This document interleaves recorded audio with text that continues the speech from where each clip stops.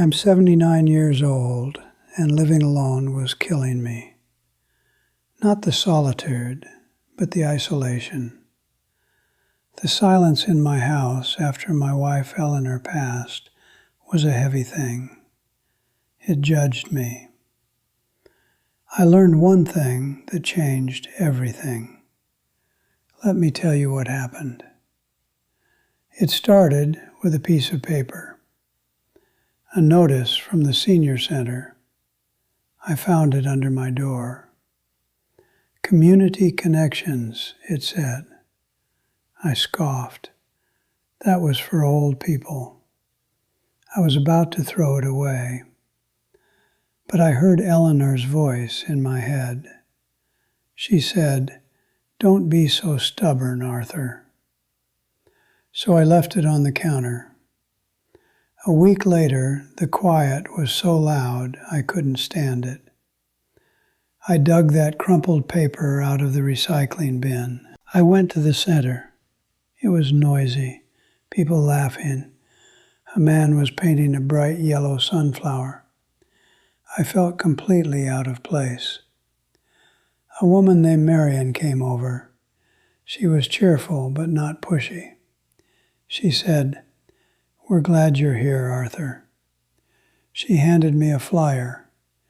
It was for a memoir writing circle. "Tell your story," it said right on top. I took it just to be polite, but that phrase stuck in my head all the way home. I sat at my kitchen table with a blank notebook. My hand felt shaky. I started writing about how I met Eleanor. It was at a fall festival.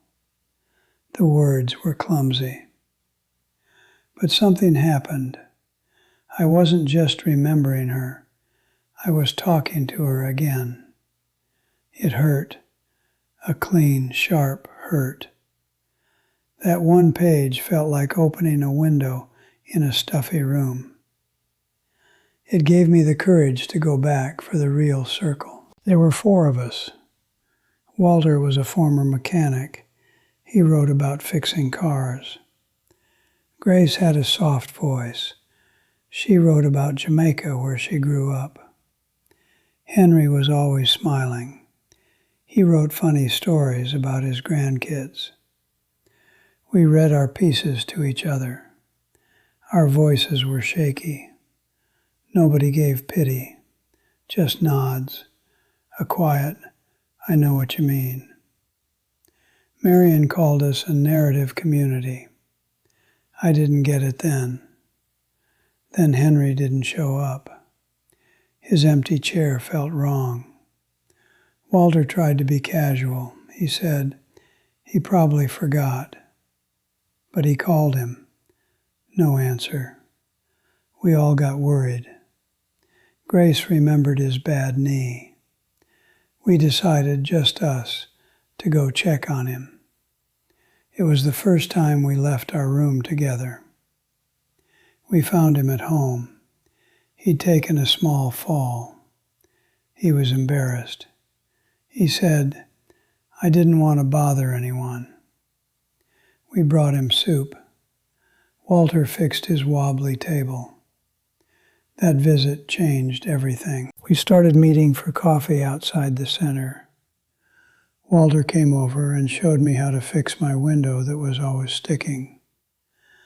I helped Grace set up her tablet to see pictures of her grandbaby. We were still writing, but we were also doing. We had an unspoken pact. We were fighting the loneliness together. It was a good rhythm. Then my son David came over. He saw Grace's casserole in my fridge. He saw my notebook. He said, "It's great you're socializing, Dad." But his smile was tight. He was worried. He said I was getting over-involved with strangers. He suggested a different activity, something more structured, more safe. It felt like he was building a gentle fence around me. I felt frustrated. I didn't know how to explain it to him, so I didn't argue. I took his worry to my circle. I told them about David's visit. Walter snorted. He said, "My daughter treats me like I'm a china doll." Grace spoke softly. She said, "Their fear is real, Arthur. They see us getting older and they're scared." Then Henry had an idea. He said, "Invite them. Let them see what this really is." The idea scared me, showing our fragile stories to our families. But they all agreed. We decided to have a reading. I made formal invitations. I handed one to David and one to my daughter Lisa. My hands were shaking. The night came. The room was full. Our little circle and our families. Marion introduced us. She didn't call us seniors. She called us authors and friends. Then it was my turn to read. My voice was a whisper at first. I looked up and saw Walter. He gave me a firm nod. I saw Grace smiling. I took a breath. I read about Eleanor dropping her caramel apple at that festival, the sticky mess on her dress, how we laughed until we cried. When I finished, I looked at my children. David's face was different. He wasn't looking at me like a problem to solve. He was just listening. Lisa had tears in her eyes. After it was all over, David came up to me. He put a hand on my shoulder. He asked, "So, Dad, when's the next meeting?" That was the one thing I learned. A story needs a witness. My story about Eleanor needed to be heard. Walter's story about his cars needed to be heard. Our stories, held together, kept us afloat. My house isn't empty anymore. It's full of the stories I carry. The silence is gone. If you're feeling that silence closing in, find your circle. Pick up a pen. Your story is the first step. Tell it. Someone is waiting to listen. That was the one thing I learned. A story needs a witness. My story about Eleanor needed to be heard. Walter's story about his cars needed to be heard. Our stories, held together, kept us afloat. My house isn't empty anymore. It's full of the stories I carry. The silence is gone. If you're feeling that silence closing in, find your circle. Pick up a pen. Your story is the first step. Tell it. Someone is waiting to listen. You see, after that reading, things shifted. David started asking about my writing. He'd call and say, "How's the memoir going, Dad?" It wasn't just polite. He was listening. Lisa sent me a beautiful new notebook. It felt like permission. But our circle, it got deeper. We started meeting at each other's houses, not just the center. Grace hosted first. Her apartment smelled of spices and had photos of Jamaica everywhere. She read us a story about her mother teaching her to cook. Walter got quiet listening to it. I could tell he was thinking of his own mom. Then it was Walter's turn. His house was a workshop, tools on every surface. He made us strong coffee and read about the first car he ever bought, a beat-up Ford truck. He described the sound of the engine finally turning over. His voice got rough. He said, "My boy, Tommy, he was sitting right there in the passenger seat." He'd never mentioned a son before. The room got very still. He just shook his head and said, "Another story for another time." We didn't push. We just sat with him in that quiet. That's what you do. You hold the space. We were doing that for each other, holding space. But here's the thing about getting older. Your body reminds you. My back started giving me trouble, a sharp pain that made it hard to sit for our meetings. I didn't want to say anything. I was afraid. Afraid if I admitted I was hurting, the whole delicate thing would fall apart. They'd see me as the old man I was trying not to be. So I made excuses. I said I was busy when Grace called to meet for coffee. I was retreating. The old silence was trying to pull me back in. Walter showed up at my door one Tuesday. He just stood there, hands in his pockets. "You're avoiding us," he said. It wasn't a question. I tried to deny it, but my back gave a twinge and I winced. He saw it. "Right," he said. "Let me see." He marched into my living room, pointed at my favorite chair. "This thing? It's junk. No support." Before I could argue, he was on the phone with Henry. "We're on a mission. Meet us at the furniture store." An hour later, the three of them were with me, testing chairs. Henry was thumping cushions. Grace was asking about lumbar support. Walter was negotiating with the salesman. I stood there, overwhelmed. I finally said, "This is too much. I can't let you all." Grace took my arm. "Arthur," she said softly, "you helped me call my daughter. You held my story about home. Let us hold this." So I did. They chipped in and bought me the chair. "A gift," they said. When I sat in it that night, the pain eased. But more than that, the fear eased.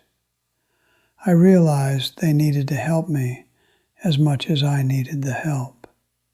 That's the pact. And I thought we were solid. But then Walter's story about his son Tommy, the one he hinted at, it came out. We were at his place.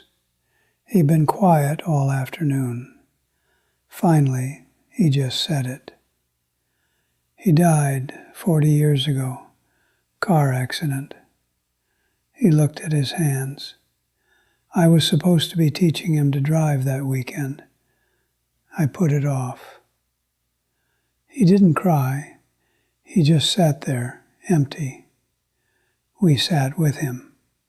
What else could we do? I went home that night, and the silence in my house felt different. It wasn't my silence anymore. It was Walter's. It was the silence of a story that had been stuck inside for 40 years. It scared me, because I realized I had one of those too. A story I'd never told anyone, not even Eleanor. It was about my brother, Michael. We weren't close. There was a fight, a stupid argument over money our father left. Harsh words. We never spoke again. He died 5 years later. I got the news in a phone call. I just hung up. I never told Eleanor the whole truth. I said we drifted apart. I carried the shame of it like a stone in my pocket. After Walter's confession, that stone felt like a boulder. I knew I had to tell it. To my circle. They'd earned that truth. I practiced for days. I wrote it down. I was ready. The day came. We were at Grace's. I had my pages. My heart was pounding. I started reading. I got through the first part okay. The fight, the ugly words. Then I got to the part about the phone call, about hanging up. My voice stopped. I couldn't make a sound. I just stared at the page. The silence in Grace's living room was thick. I felt them waiting. I tried again. Nothing. Then I did something I hadn't done in years. I cried. Hard. Shoulder-shaking sobs. I was embarrassed. I was broken. I put my head in my hands. I'm sorry, I choked out. I can't. Grace moved first. She came over and sat beside me on the couch. She didn't touch me. She just sat there. Walter cleared his throat. You don't have to read it, Arthur, he said, his voice rough. Just say it. Henry nodded. The unedited version. So I did. I lifted my head. I didn't look at the paper. I just talked. I told them about the last thing I said to my brother. I told them about the cold finality of that phone call. I told them about the shame that followed me for decades. The words were messy. They didn't flow. They hurt coming out. When I finished, I was exhausted, empty. Walter looked at me. My boy, he said slowly, the accident. It wasn't my fault. The police said so. Everyone said so. But I never believed them. I thought if I'd just driven him that day. He stopped. We carry these things, he said. We think we're carrying them alone. We sat in that quiet for a long time. It wasn't the old judging silence. It was a different quiet, a shared one. It held us. I realized then what the cost had been. All those years, I'd thought I was protecting Eleanor by not telling her. I was protecting myself. I'd let my pride isolate me from my own brother. And then I'd let my shame isolate me from my own wife. I'd built a wall around that piece of my story, and that wall had made every room I ever sat in feel empty. Letting it out, here, with these people, it didn't fix the past. It didn't bring Michael back, but it broke the wall down. For the first time, I felt the full weight of what I'd lost with him. And in feeling it, I wasn't alone. They were there, holding the weight with me. That's when I knew. The one thing. That's when I knew.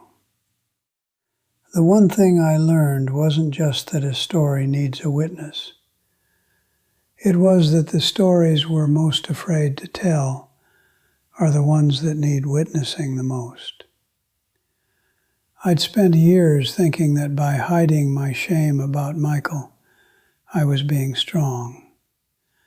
I was protecting Eleanor from my past, protecting myself from the pain.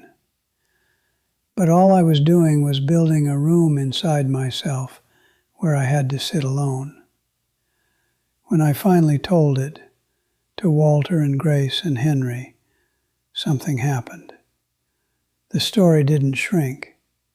It stayed just as sad, just as final. But the room inside me got bigger. They came in and sat with me in it. They didn't fix it. They just stopped it from being empty. I was wrong about so much. I was wrong that strength meant carrying things silently. I was wrong that my children needed me to be a simple, uncomplicated old man with simple needs. What love really required, from Eleanor, from my kids, from my friends, was for me to be a real person. A person with a messy history and regrets and a bad back. Love needed the truth, not a performance. When I gave David and Lisa that truth at the reading, I wasn't burdening them. I was trusting them. And when I gave my circle the ugly, unedited story of my brother, I wasn't weakening our bond. I was reinforcing it with steel. So here's my advice for anyone sitting in a quiet that's starting to feel heavy. Don't wait for the notice under the door. Go find your circle. It might not be a writing group. It might be people who garden or fish or watch old movies. Look for the ones who listen more than they talk. And then, don't just share the easy stories. The pleasant memories are the gateway, but the locked rooms are where the real work happens. When it's your turn and your throat closes up, remember Walter's voice saying, "You don't have to read it, just say it." Say the thing you think makes you unlovable. You'll find it doesn't. It makes you human. And humans need other humans to hear them. And to the children of people like me who worry and want to help, your fear is a kind of love. I see that now. But the safest place for us isn't always the most supervised one. Sometimes it's the place where we get to be useful again, where we can fix a table leg, or explain how a carburetor works, or help someone video call their granddaughter. Don't just ask if we're taking our pills. Ask what we're writing about. Ask what we're fixing. Ask what we miss. Listen to the answer. You might learn who we are. There is hope, and it's not a dramatic thing. It's in the quiet hum of a room where people aren't afraid of silence. It's in the weight of a shared story. You still have time. Maybe not decades, but you have now. And now is enough to build a circle. Now is enough to speak one true thing. Now is enough to stop being a lonely island and become part of the mainland again. My house isn't silent anymore. It's full of the echoes of all our stories, the joyful ones and the hard ones. And when I sit in my new chair, the one my friends bought me, I don't feel 79 and alone. I feel like a man with a history, held by his present. If this story resonated with you, if you felt that silence, or you see it starting for someone you love, then you're already part of this. I'd be honored if you'd subscribe to this channel. It lets me know these words matter, that this conversation is worth having. Turn on those notifications too, so you don't miss the next story. Maybe it will be the one that gives you the nudge you need. If you found a moment of connection here, please hit the like button. It's a small thing, but it tells the algorithm to show this to someone else who might be sitting in their own quiet living room, needing to hear it. Most of all, I'd love for you to share your own thought in the comments. Tell me, what's one story you've been carrying? It doesn't have to be the big one. It could be a simple memory of a place or a person that you haven't said out loud in years. Let's be witnesses for each other down there. And if you feel moved to, share this video with a friend or a family member. Maybe send it with a note that just says, "This made me think of you." Thank you for listening to mine. It means more than you know.